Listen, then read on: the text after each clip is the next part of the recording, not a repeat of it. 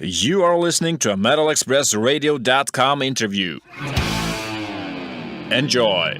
Hi, this is Mick Burgess, and I'm now joined backstage at the Newcastle City Hall by Jon Lawhon from Blackstone Cherry. John, how are you doing? It's good to see you again. I'm good, man. Glad to be here. Yeah. You're over in the UK for a series of 8 shows. I mean, how's the tour been going so far? Cannot complain. We started off actually in Glasgow with a charity show for Nordic Robbins. We just did like a kind of a random, we kind of picked songs as we went, kind of threw songs at each other, and we just played them. It was really cool. It was a nice way to kind of shake off the nerves before we started the tour.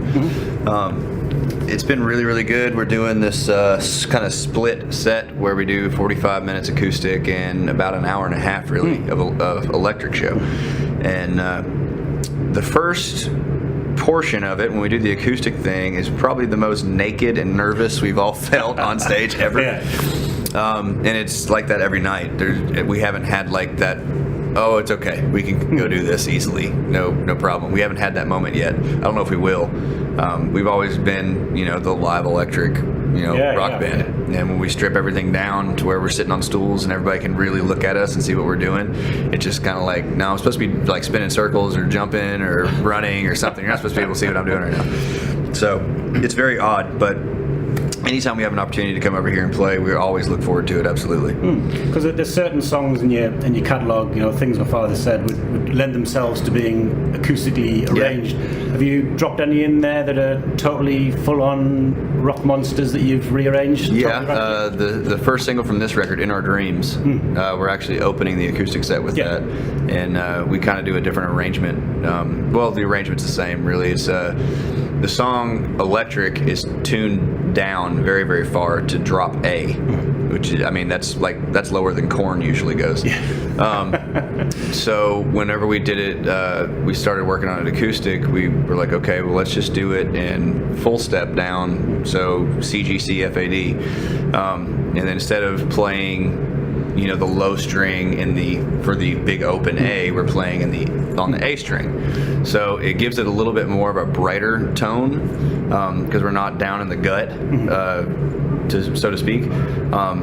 But all the melodies remain the same and all that, and we're just a little twist in the melodies, stuff like that. But it kind of gives us an opportunity to focus more on the vocal harmonies and the lyrics of the song instead of the heavy, like death metal kind of angle.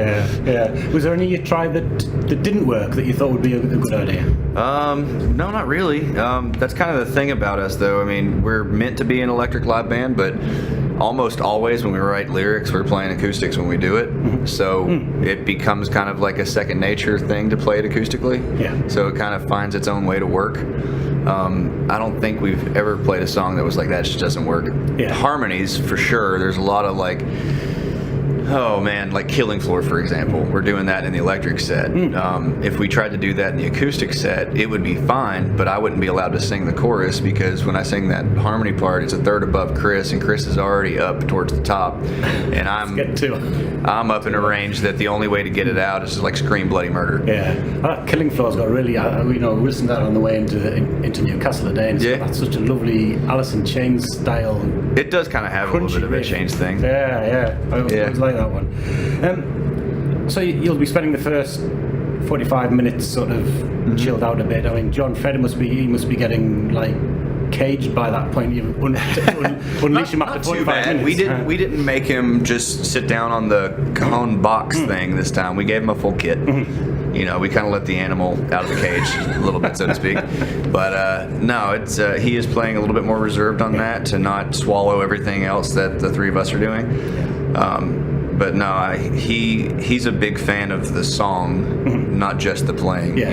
You would think he's like, not saying anything bad about him, but it's just the style of the drummer that he is. You would think that he is a selfish drummer because he overplays so much, but that's kind of just him. He's comes from like a jazz background, really, because his Uncle Fred from the Headhunters, his style is more of a jazz drumming, that he kind of twisted into this big time Southern rock, British rock kind of drumming. It's kind of it's bizarre, really, to watch Fred play, because he is so outstandingly good.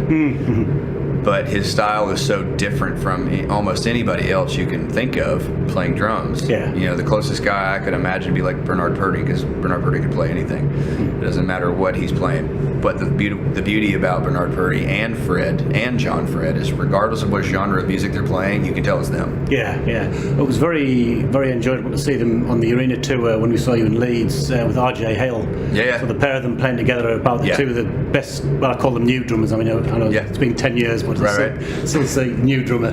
Right. So it was very, very entertaining to watch that with them. Yeah, I sat in with Hailstorm actually and played bass for him on Carnival US this past summer because Josh, their bass player, fell at the venue and cut his hand. It was his right hand, thankfully, not the his fingering hand, but he had to go to the hospital and all this stuff, and it ended up not being as bad as everybody thought it was. They thought they had cut like through tendons and everything else, but it just mangled his middle finger, ring finger, and pinky finger just below it on the pad of his hand. So that show that night, I sat in and played bass, and it was fun playing with RJ. It really was. He's a monster drummer, but he always plays everything the exact same way every time. Which is a major contrast to John Fred, because he never plays the same thing twice. Yeah. Must make it difficult for you as a bass player. I have to be more on my toes with John Fred, for sure. Absolutely. But I mean, that's kind of how I learned, because I mean, I've jammed with Fred Young. I've jammed with all kinds of different drummers before, just out of fun, whatever. John Fred's the only drummer I've ever played with, though, that makes me work. And I like that. I like being pushed to new limits and new territory. And he and I will kind of joke about it and talk about it every now and then, because we kind of both do that to each other. Because he'll play something different, and it'll make me play something different. And then when he hears that, he has to play something else to complement that. So we end up off in this tangent sometimes. It's just left field, and everybody in the audience is just like, what just happened? What's going on? It must have been quite hairy for you, sort of, the drop of a hat saying, can you fill in for somebody else? It was fun. I had about 3, maybe 4 hours, and sat down and learned their set, and they were, playing a 50-minute set, so it was interesting. Yeah. It was fun. Didn't turn your hair grey though. I was tested big time. Got a little grey and a beard now. Because earlier in the year we said, you did the big arena tour. You headlined a sold-out arena tour, culminating in the Wembley Arena, which is such a prestigious venue. This time you're back to the great classic British theatres that throughout the 70s and 80s everybody played it. I mean, this is a great place to play. I mean, you've had a chance to have a look around. What do you think of it? That's kind of one of the main reasons why we wanted to do it, because there's a lot of these theaters we haven't had the chance to play before, because not bragging and also at the same time not complaining, but we kind of went from the small academies to the big academies to really, really large. You've leapfrogged these venues, really, haven't you? Yeah, we've kind of jumped the bigger theaters in a lot of cases. The only one that we had played before that's on this tour is the Apollo in Manchester. Manchester, yeah. Yeah, all these other rooms are brand new territory for us. And all of us are big music history fans. Especially British rock, because we all grew up on Led Zeppelin and Black Sabbath and the Beatles and all that. It's kind of like more of our forte than anything, to be honest. So to skip out on these venues is just like, it was heartbreaking. We were like, no, we have to do those. But you've done it now. I mean, this venue in particular, Motorhead's No Sleep Till Hammersmith was partly recorded here. ELP's Pictures in Exhibition, and part of Blue Oyster Cult's Some Enchanted Evening. So it's a lot of heritage in this place. Yeah, so it's going to be great. You'll love playing here. Yeah, we close our set with a little tribute to Lemmy and Motorhead. Yeah. So it'll be kind of spiritual, I guess you could say. 2016's been quite a year. We said you did the headlining arena tour, a top 5 album in the UK. You headlined the Ramblin' Man Fair as well, co-headlined with Whitesnake. I mean, how do you feel now looking back on 2016? It's been such a big year for you. Man, it's fantastic. Absolutely. Headlining Ramblin' Man was the first time we ever headlined a festival, like properly headlined. I mean, we'd headlined the second stage at Download twice previously, but never headlined the festival, because Whitesnake played the day before we played. They were the headliner on the first night, and we were the headliner on the second night. So we go back in like the big area with all the dressing rooms and all that stuff, and it's like, this is your compound. Where it's so like, you didn't have the little tent and the little portal. We're just like, this is strange, guys. We're supposed to be like out there playing with the rest of like the nosebleed bands. Just not our normal thing. But no, man, it was absolutely amazing. The headline Rambling Man. It's just such a cool festival. A great collection of different genres of music that come together, and all of it has like a rock and roll backbone. Yeah. But none of it's necessarily straight down the line. It all leans in different directions. That was the first time the Headhunters ever actually got to see us play, because they played the same day, and that was our first time seeing them play over here as well. All right. So it was a really special occasion for us. So I mean, that will always go down in the history books for us. Man, it's been such a solid year. Started off a carnival over here. We did a lot of touring in the States. To cap it off with you guys is the only way to end the year. It's such a logical conclusion to such a great year, I think. Absolutely. Going back and doing an evening with. But I mean, it must have been quite surreal, sort of standing shoulder to shoulder with Whitesnake, when just a couple of years down the road you were third on the bill. Yep. Opening for Def Leppard and Whitesnake. Off stage. Oh. Thank you.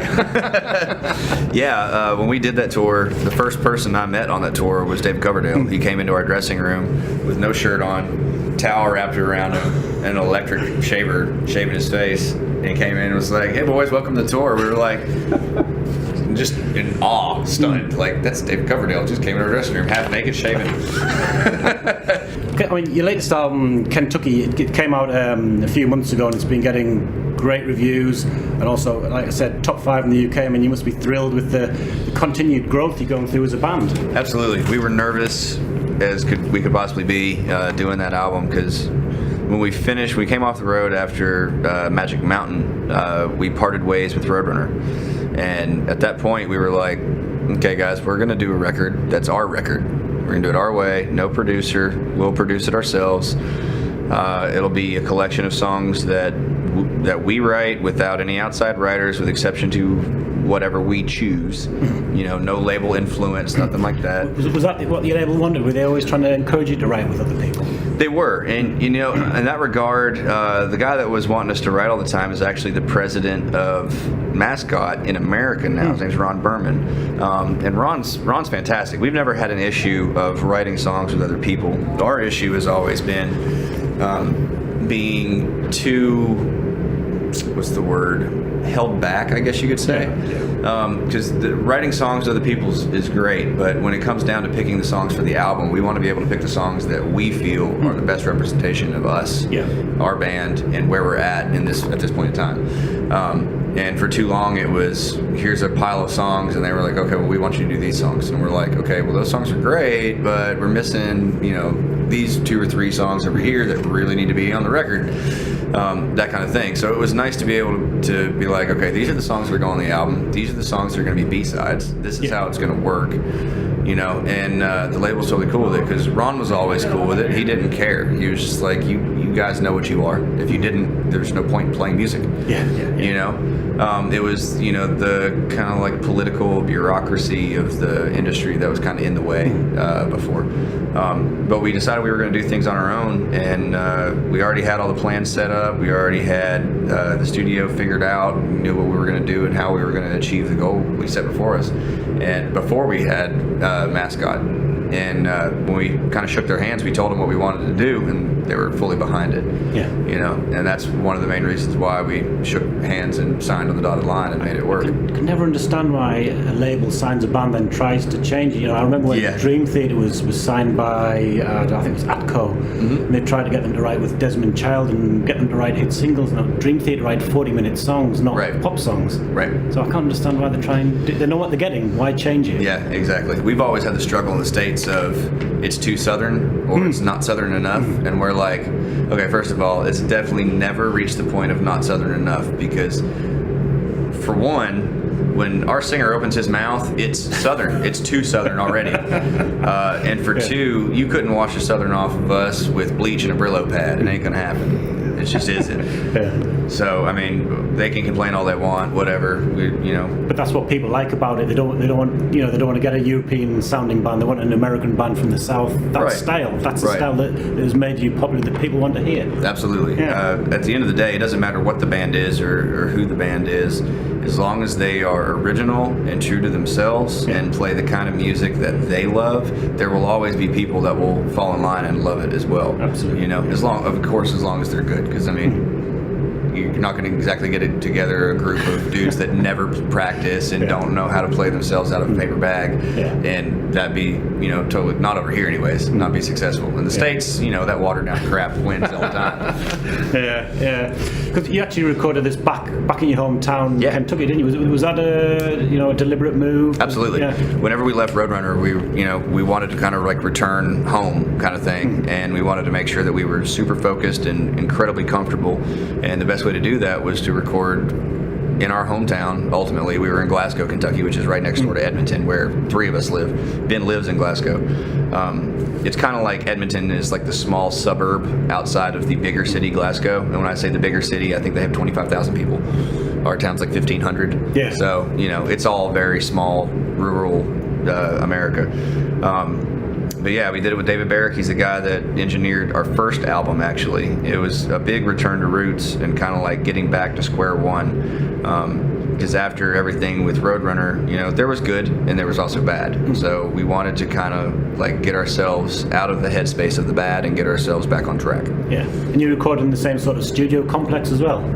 It wasn't the same studio, but it was all of the same equipment. Yes. Because he was in another building when we did the first record, and he moved out of that building and sold it. And the people, it was some big company that bought it. They ended up bulldozing it and put a parking area in for semi trucks. Shame, right? Yeah. To be fair, though, the new studio that he's in now, it used to be a music store called Backstage Music, and that's where we used to go buy our guitar strings and pedals and sometimes guitars and basses. So still the heart and soul of the band is still there. Yeah, absolutely. And it was actually, before that, it was Billingsley's music, and the upstairs of it was David's very first studio. All right. So it kind of came full circle, not just for us, but for David as well. Yeah. Because you said, I know when we spoke a few weeks ago, that you had one of the Funk Brothers sort of standing over your shoulder watching you record. That must have been I was a nervous scary, but really, really an incredible experience. It was, absolutely. Bob Babbitt came in when we were recording our second record, Folklore and Superstition. And I met him at the Fender Bass Bash in LA about 6-8 months before that. And he told me that he lived in Nashville, and he gave me his number and all that. So I called him and was like, hey man, we're in the studio. You want to come hang out sometime, or go get dinner or whatever? We're down here. And it just so happened the day that he wanted to come hang out was the day that I was doing the literally every bass track on the record. Yeah. So I've got Bob Babbitt sitting about as far away from me as you are now, and I'm trying my best to keep myself together and play, and I'm just so nervous because he's sitting right there. And every now and then he would compliment me, and he was just such a gracious guy. And he'd compliment me and say, "That's a great lick. I really like how you turned that part around right there." Or he'd be like, "Oh, why don't you try this?" He was just very like team player, like. He'd give input every once in a while, not very often, but just every once in a while, whenever he felt this spark of passion and energy, he would say, hey, why don't you try this? Or, there's a couple times he took my bass from me and he was like, check this out. And I'm just sitting there going, this is this world. You should have recorded him speaking to you as well. You could have played it back on a time when you you think, I can't get this back. I really need to get in touch with Bob Marlette, the guy that produced that record, and ask him if he had anything and everything rolling at all times, and if he has it hidden somewhere. Cause, send it over so you can listen back to it. Yeah, it would be insane. I'd like to just put that out in honor of Bob Babbitt because he's such a sweet guy. Yeah. Because your songs have always had interesting stories behind them. Ghost of Floyd Collins is one I always enjoy listening to. Reverend Wrinkle. As well. I mean, are these stories sort of based on, songs based on stories you grew up listening to around your home? A lot of it's based on like local legend and folklore, hence the album title Folklore and Superstition before. A lot of it's, exaggerated upon, like Reverend Wrinkle, stuff like that. But that's kind of part of like the Kentucky history, the storytelling thing. Because in Kentucky, when you think about Kentucky, as a Kentuckian, of course, you see a little old man sitting on a park bench whittling a stick down to something, and kids kind of sitting around him listening to him tell stories from years gone by. And those stories are never accurate. They're always like 15% truth, and and the rest of it's embellishment. So it's kind of like our approach to songwriting. A lot of it, the more emotional, intimate kind of songs that we write, that's just pure gut, heart. It's just trying to literally get everything off our chest as we possibly can. But those like rootsy, back to home kind of songs we write, we embellish the crap out of those. So 2017, it's been a fantastic year. How are you going to top that next year? What have you got planned for next year? We're going to burn a lot of stuff down. No, we're coming back very first part of the year to mainland Europe. Kind of split up our European headline run because we wanted to show some extra attention in the UK. And then we're going to come back and do all the mainland Europe stuff: Germany, Poland, Hungary, France, everywhere. Do that stuff.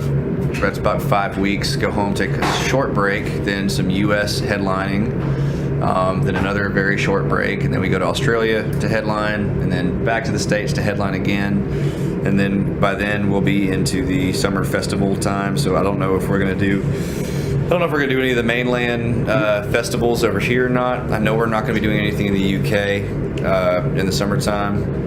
I'd say it'll probably be a year or so before we get back to the UK again at this point, because we've been here a lot. I was going to say, we've had you twice this year. We'll give you a break this time. We've been here a lot, so we need to give our fans a little bit of a break. We don't want to burn the market or anything like that. So we're going to try to focus on getting to Australia and possibly back to South America, because we just did that for the first time as well, and Canada, and hopefully some other territories that we haven't touched yet. You keep talking about short breaks, so you obviously don't get much time back at home. Yeah, short breaks are like a week, 2 weeks tops usually. That's plenty of time to rest when you get older. That's nice as it all. Jon, it's been an absolute pleasure. Great to talk to you again. Absolutely. And best luck with the show tonight, and best luck with the rest of the tour. Awesome. Thank you very, very much.